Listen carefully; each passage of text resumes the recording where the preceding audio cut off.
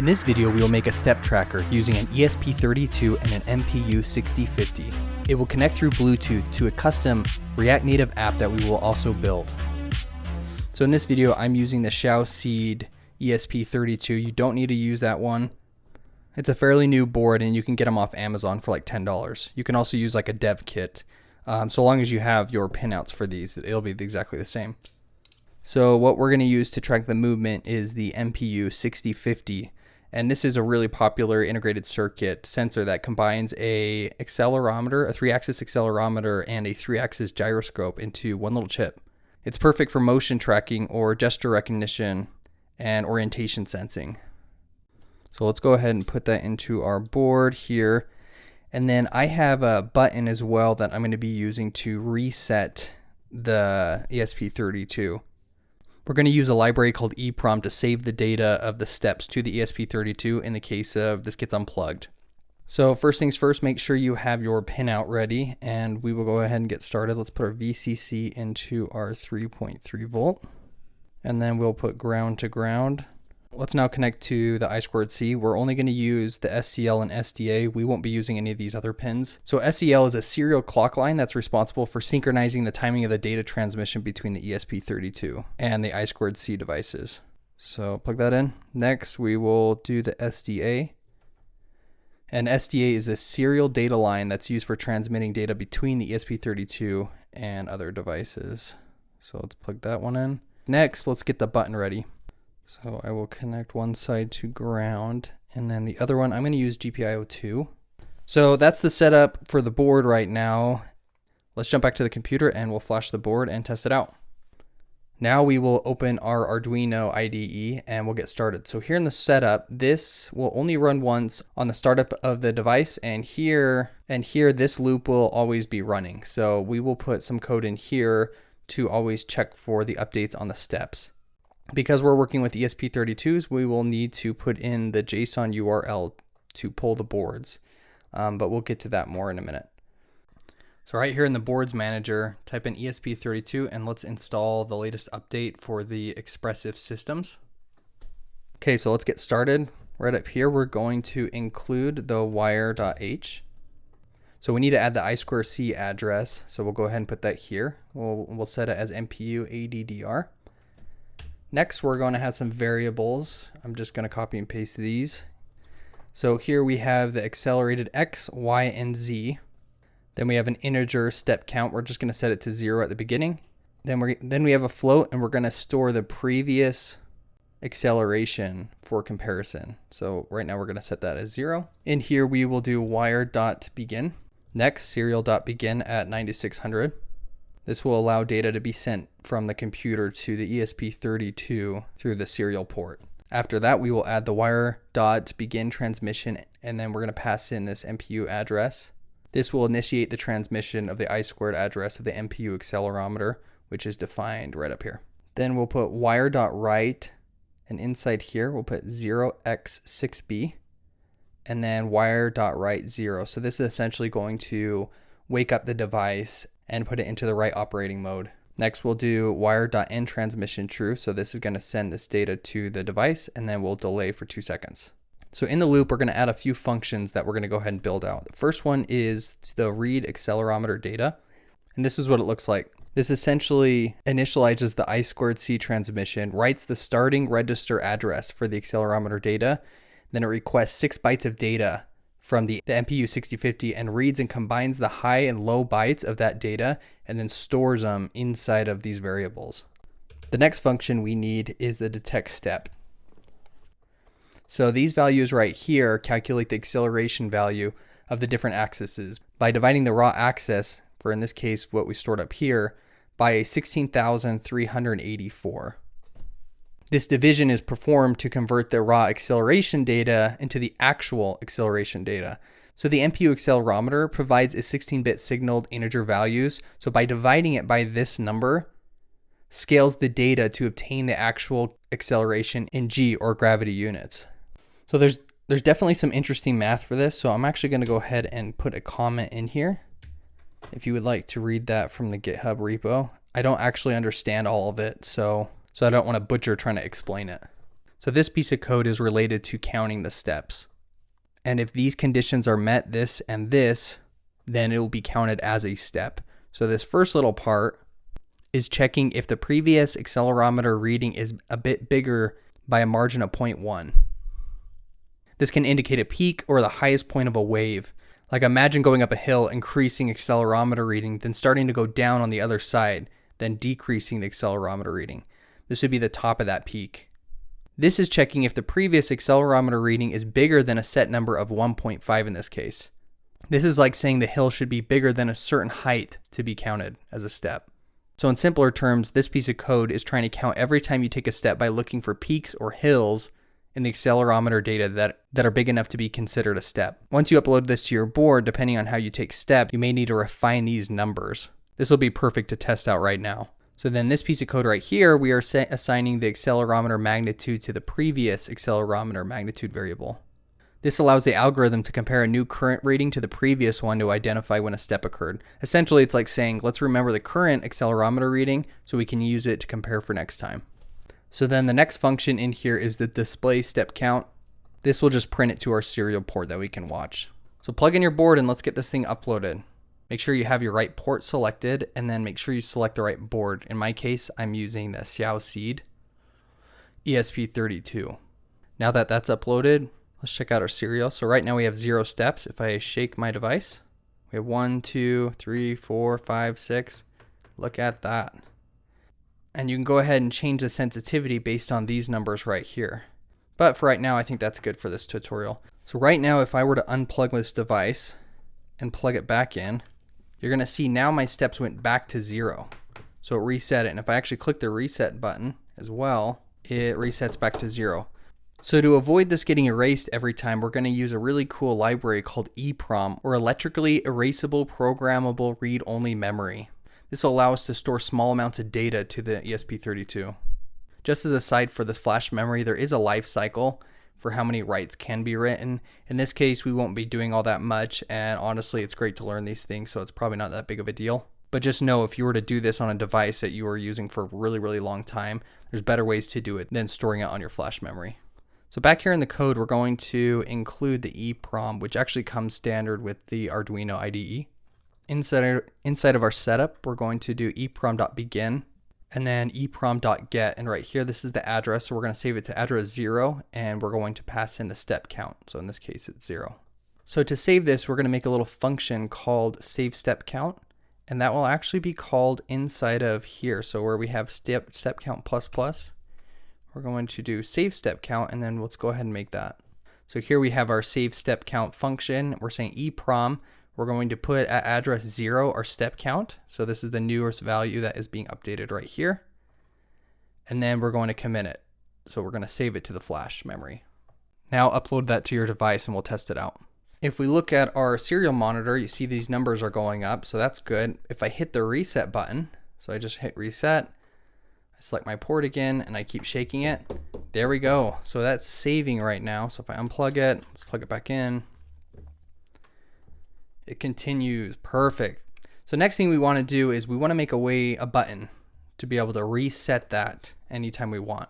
So first we're going to define button. In my case, button pin. I'm going to use pin 2. Next, we're going to make a function called void reset. So here, this loop goes through every address of EEPROM from 0 to the length of the EEPROM and writes everything back to 0. And then commit's going to reset it all. It's going to reset our step count back to 0, and we will see that it was reset. So inside of our setup, we'll put pin mode button pin input pull up. Inside of our loop, we're going to say if the button is low, then reset. So if it's being pushed, then reset the EEPROM. So it's going to call it up there. It's going to reset everything back to 0. Let's go ahead and upload that, and we'll test that out now. Oh, I just realized I do not need that there. So let's try that again. So here, shaking my device, 1, 2, 3, 4, 5, 6, 7. Let's go ahead and hit the reset button. We'll make sure that's still working. Select my board again, 10, 11, 12, perfect. So now I'm gonna hit the button to reset. There we go. That reset it. Perfect. That's working great. Let's work on the Bluetooth side of the ESP32, and then we can jump into React Native and build the app for it. For the Bluetooth, we're going to add a few libraries here, and we're going to need some UUIDs. These two UUIDs are used to identify the Bluetooth service and characteristic. The service UUID is for the main service, and this right here is used for the step data characteristic. And this characteristic will be watched for by our React Native app.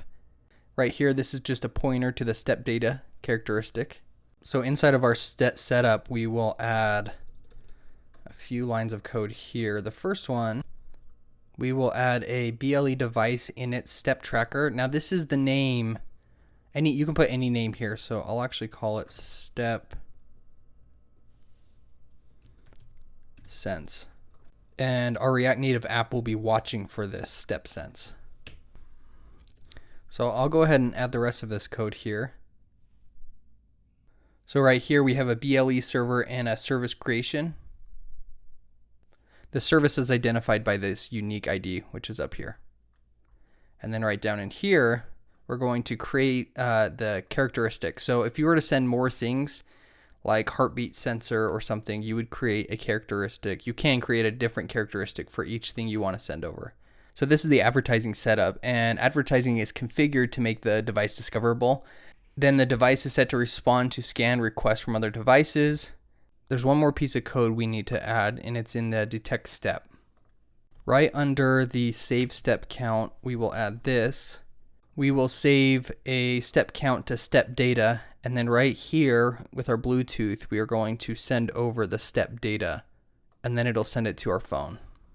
So now we're done with the ESP32 code. Hopefully it wasn't too much and too complicated. I think a lot of the Bluetooth stuff will make sense as we build the React Native side. For this next section of the video, we will be building this React Native app. You will need a device to use the Bluetooth. This doesn't work on a simulator. In my case, I'll be using my iPhone. So we'll be using Expo in this video. It's a great tool to help build mobile apps a little bit easier. The problem with Expo is you cannot use Bluetooth. So we're actually going to set up an Expo project, and then we will run Expo pre-build, which will allow us to connect to our Bluetooth device on our phone. So first thing we're going to do is I'm just going to create a new folder. I will call this Step Sense. And then I will open up VS Code and drag it in here.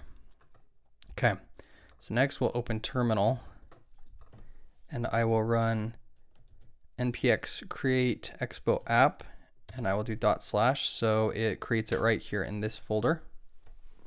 And while this is going, if you haven't already, you will need to have Xcode on your computer to run the simulator. I am using iOS. You can also use Android Studio, and there's a little bit of a process to get the Android simulator running. I won't show that in this tutorial, but there are plenty of tutorials out there on how to get that installed. Now that that's installed, let's see if it runs. We'll do npx expo start. Okay, that looks like it's connecting. Let's just type in test and save. All right. Good, so that's connected. So the next thing we're going to do is we're actually going to run Expo pre-build. And right here it says, what would you like your Android package to be named? I'm just gonna hit enter there. I'll hit enter there. And this will take a minute or two to get installed. So now that that's installed, I'm going to run npx expo run iOS. And if you have an Android, you'll say run Android. We'll hit open. And there we have test there. So let's do test 2. Perfect. So that's now updating. And again, the reason why we did Expo pre-build is we will now have access to our Bluetooth hardware, whereas before we're not able to do that in just Expo, at least not currently. You'll also notice right here we had this iOS and Android folder that we didn't have before. So in the iOS, I'm going to right click and click Reveal in Finder. And here I'm going to click right here on this folder or this file. And this will open up my Xcode. So inside of my app, there's a thing right here, signing in capabilities, and it has team. And right here, I'm going to click on my name. If you haven't set this up, there is like a weird setup through Apple. You might have to click add an account. But this is something you'll want to do. So then with this, I can actually come up here. I can click on my iPhone and make sure your iPhone's unlocked and your computer has permission to have access to it. And then I will click this play button right here. Now, if you don't have your project running in this terminal right here, it will pop open another terminal to run it, which is totally fine, but I prefer to just keep it inside of here so I can refresh it easier. And this might take, at least on the first build, it might take a minute or two, and then it'll pop up on my iPhone. So now I can see the same thing on my iPhone. If you're having any issues with this, make sure that you're connected to the same Wi-Fi. You'll be connected through Metro on your terminal. So I'm just going to do one more update. I'll say test 3. Yep, so I'm seeing that on my iPhone as well as in here. So another big thing we need to do is Android and iOS need permissions to allow Bluetooth. So if we open this folder right here, we will see our StepSense folder, and inside here we'll have info.plist. So right here we need to add a few things. So under here I'm going to add these 2 or these 4, I guess. So under here I'll add these 4, and this will have a pop-up on my phone to ask if I allow Bluetooth. So we're actually going to stop our server real quick. We're going to cd into our iOS folder, and then in here we're going to type pod install. All right, so now that that's installed, we'll go back cd ... and then we can run our npx expo run iOS again. And then back in Xcode, I'm going to hit the play button again, and this is going to rebuild and install back on my phone. And we'll see this time if the Bluetooth pops up. So for Android, I'm going to add a permissions for Android, and then I'm going to add this. So this will allow the Android devices to have that same pop-up as we saw on the iOS. And there's one more thing we need to do. We go to the Android folder. If we go to app, and then we go to our source, main, and this Android manifest, we will add these lines of code to allow permission to use our Bluetooth. Also with Android, you'll need the Android SDK. So if you have the Android Studio, then you should have that installed. I've had some issues with running on my Android with React Native, so you may need to look up some documentation on how to get it set up correctly and working on your device before you move on with this video. Also, you won't see the Android Bluetooth permissions in my code for the rest of this project because I am running iOS. So now that we're here, let's go ahead and start with the Bluetooth, and then we will work on the design, which again will look something similar to this. So let's go open up a new terminal while our other one's running, and we're going to install a library called React Native BLE-PLX, and this will allow us to connect to our Bluetooth. And then we'll do a React Native circular progress. So this is one of the ones we're going to download. And then React Native Quick Base 64. And this will allow us to communicate and send data and read data from our ESP32. So let's hit enter. All right, now that that's finished, we're going to import our BLE manager, and we're going to set a new instance of it. We will write const, I'm going to call it BLE manager. Oops. Say equals new BLE manager. Then let's also import some use state and use effects from React. One of the states we want to save is the device ID. So I'm going to do device ID and then set device ID, and we will set that to null for this for right now. Another thing we want to do is a step count. So we'll do step count and then set step count. We'll do 0. We're going to start at 0.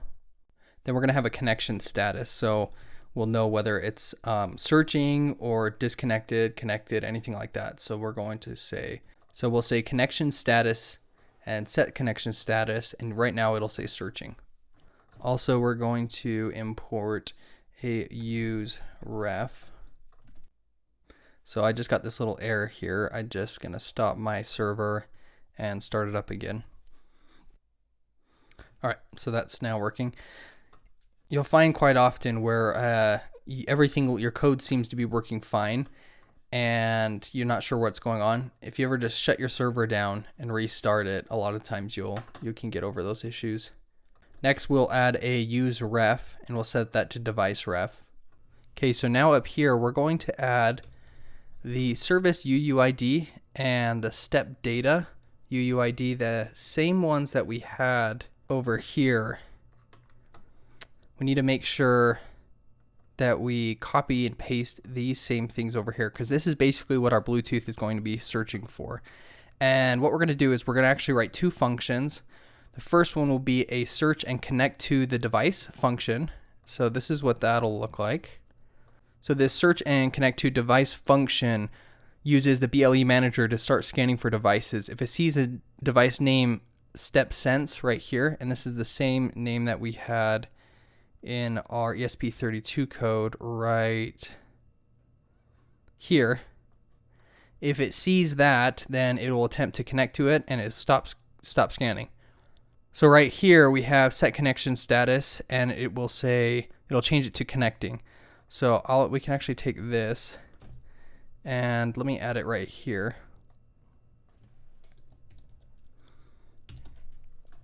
So right here we can see it saying searching.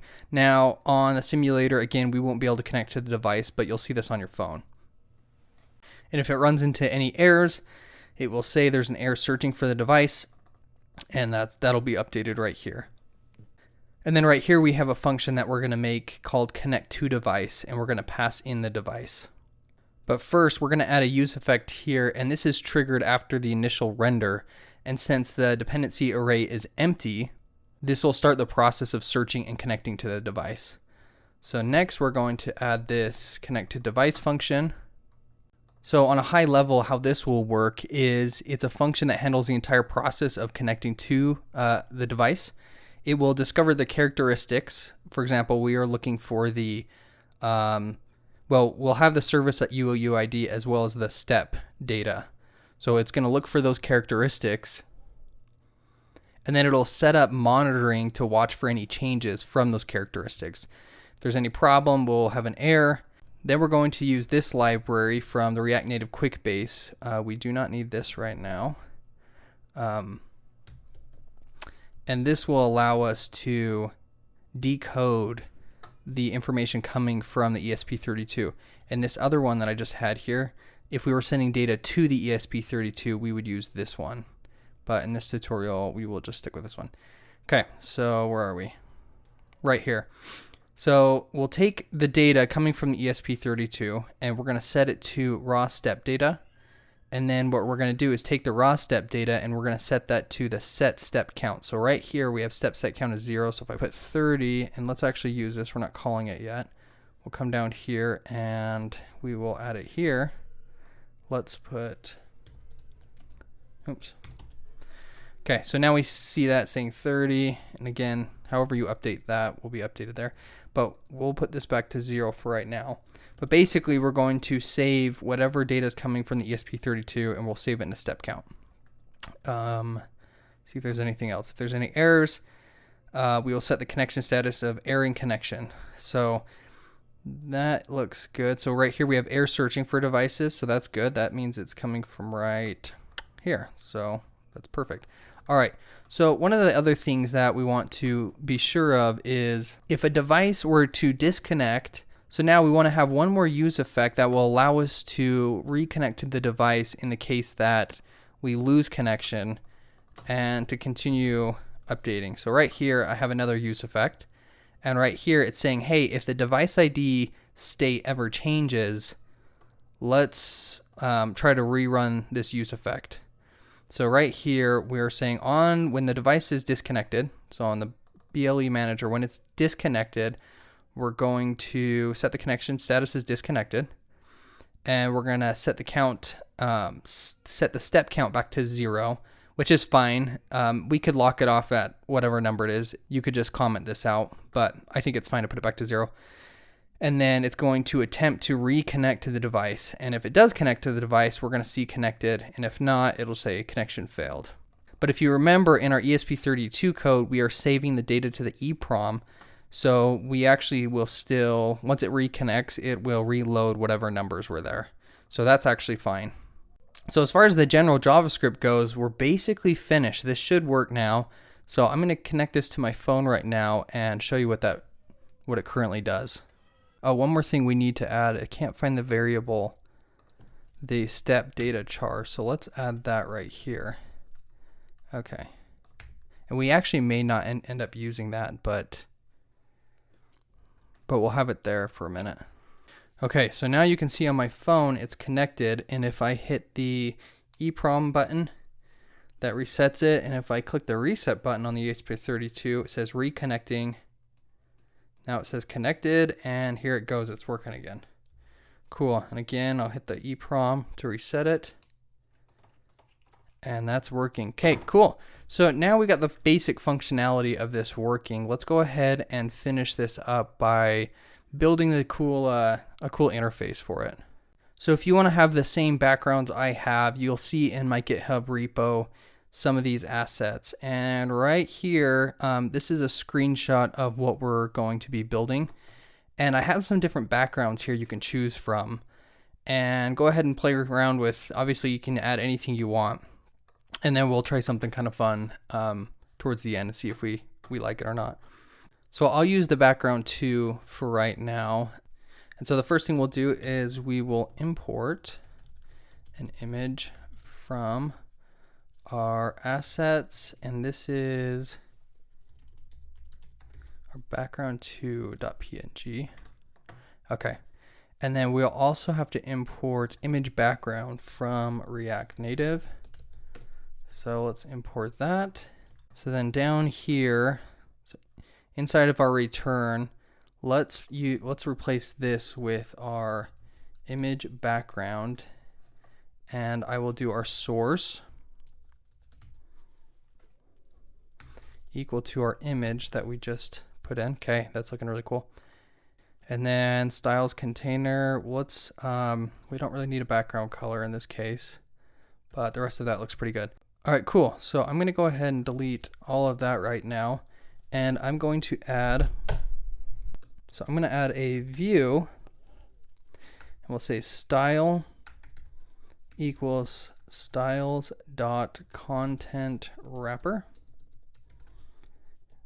And inside of this content wrapper, I'm going to have another view. And inside of this view, I will have another view. And inside of here, going to have some text that says step sense. All right, so I'm going to reference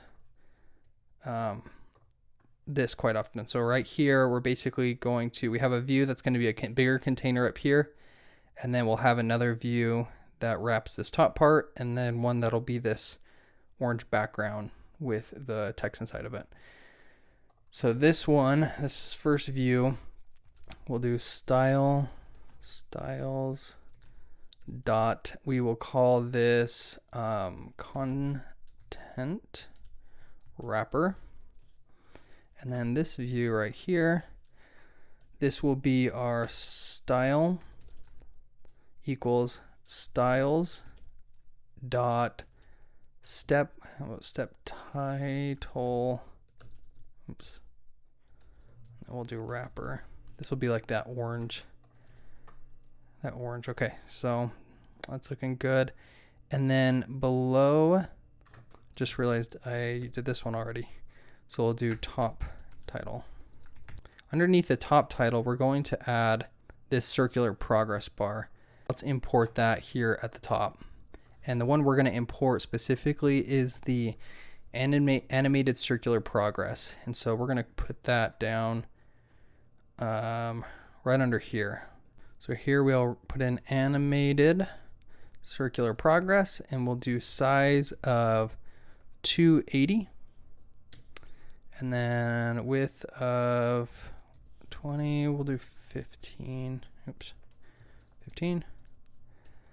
And then fill will be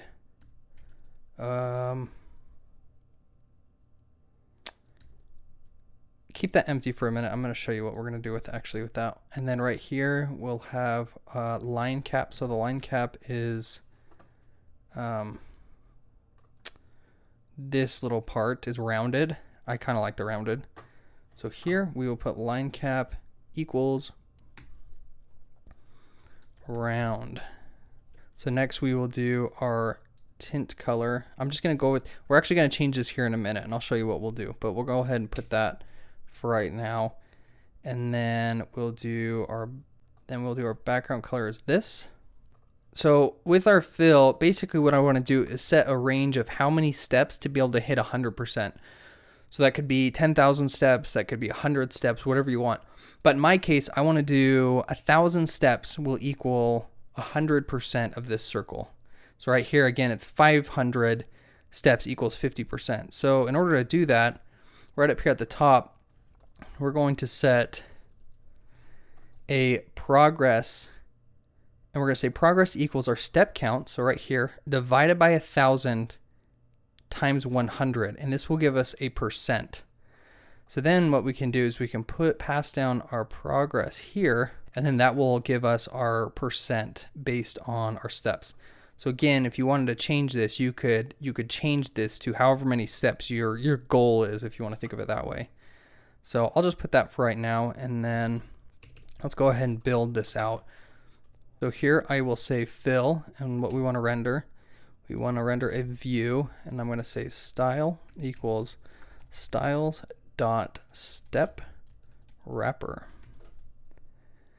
And then inside of here, I'm going to do a text, and yep, we'll have a steps. I'm going to call this actually steps,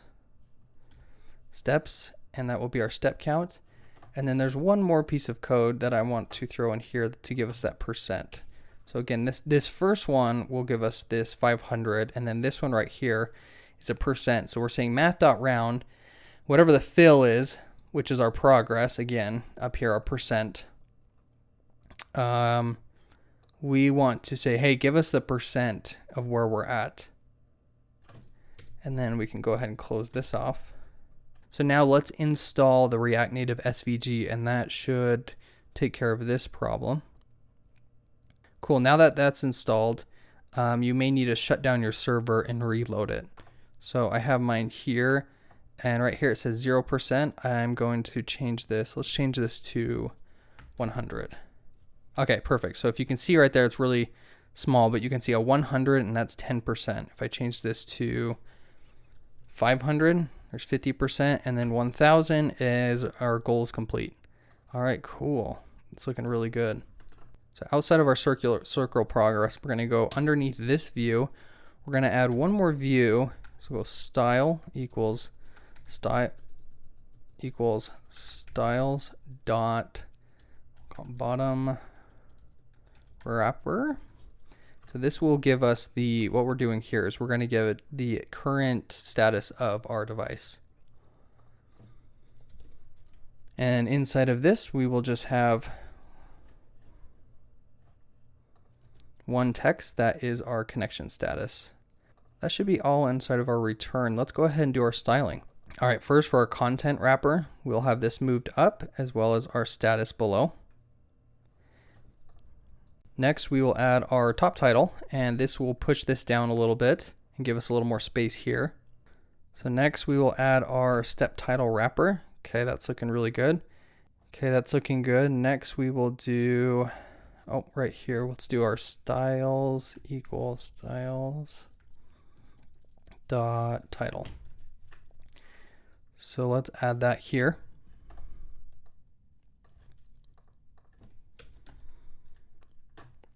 All right, that's looking good. Let's add our step wrapper here. Okay, our step wrapper, and then next we have our steps and our percent. Let's add those in.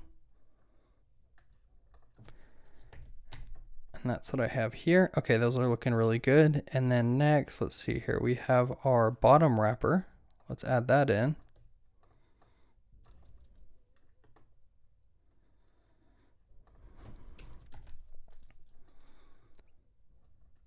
And now let's just add our connection status here. Okay. All right, that's looking really good. Now there's another little thing that we could do here in our tint color. We have it set to only be one color the whole time. For example, if I go here 1000, if I were to just do 500, we're stuck with this color. So in our tint color, we can actually run some nested ternary operators that say if the progress is 100, then what we're going to do is we're going to have 100%. So in this case, it would be 1000. We're going to have this orange color. And then next, what did I say here? If it's 50%, I want this color, and anything else is going to be this color. So let's try 500 here. So that's a different color, and then I'll do 400, it'll be yellow. So here it's yellow. If it gets halfway, it's this orange color, burnt orange, and if it's full, it's this brighter orange. Anyways, you can play with that. Just kind of a fun color change as the progress goes. There's one more thing that we could just try, and this is obviously up to you. I just threw this in last second, is I do have some of these little GIFs, whatever you want to call them, that I threw in. So up here, if I switch this from the PNG to GIF, you can actually see some movement in the app now, which I kind of thought was cool. And I have a few of them here. I have one for background 4, as well as background 3. Anyways, you can play around with those, and if not, you can just stick with the images, which are going to be sharper. Okay, so now let's jump on the phone and let's see if this works. All right, so I actually have it set to 1000 here. I'm gonna reset that back to 0 in my use state for my step count. That's better. Okay, so right now it has searching. I'm gonna hit the reset button on my ESP32 and we're going to see if it connects. Connecting, connected, perfect. So now I'm gonna shake my ESP32. There it's going. It looks really, really, really good. Now I'm gonna hit the EEPROM erase button, the reset button. I'll hit that, keep shaking it, and it resets perfectly. All right, so now that we're at 12 steps, I'm at 13. I'm gonna hit the reset button on the device. It has reconnecting, connected, and we're off to a good start again. One of the things I'm realizing is I don't have the rounded corners on the chart. So right here, oh, I put line here. It's actually line cap. Let me try that. All right, so now, yeah, that's looking much, much better in my opinion. All right, there you have it. We built a React Native app that connects through Bluetooth to our ESP32 to measure steps. Please like and subscribe and leave a comment down below if you would like to build a custom PCB based on this design.